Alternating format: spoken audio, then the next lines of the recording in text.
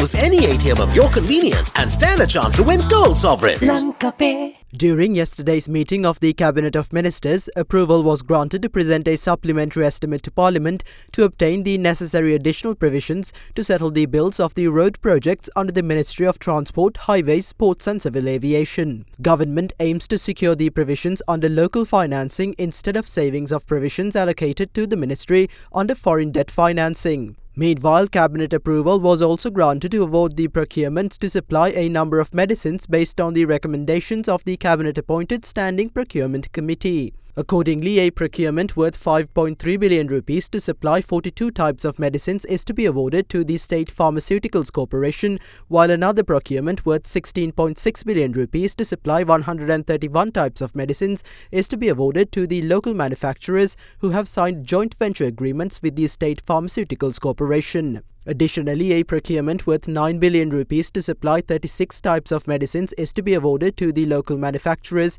who have signed buyback agreements with the Ministry of Health and Mass Media, while another procurement worth 13.3 billion rupees to supply 130 types of medicines is to be awarded to 24 newly selected local manufacturers. In the meantime, government has decided to allow the recalling of nominations for the upcoming local government elections. Accordingly, Cabinet approval was granted to instruct the legal draftsman to prepare the local government elections special provisions bill, allowing the Election Commission to cancel the nominations for the local government elections received in 2023 and recall the relevant nominations. Meanwhile, government has decided to dispose of certain luxury vehicles used by government institutions.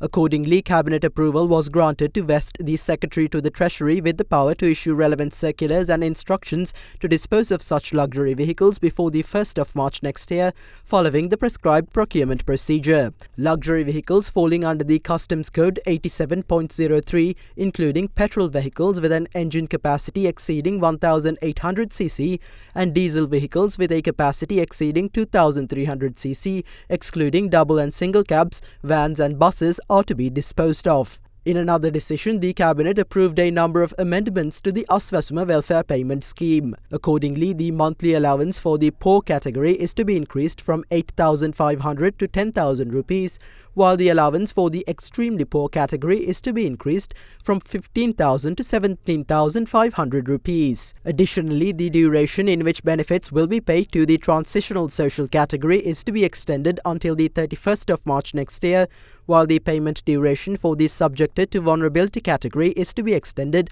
until the 31st of December 2025.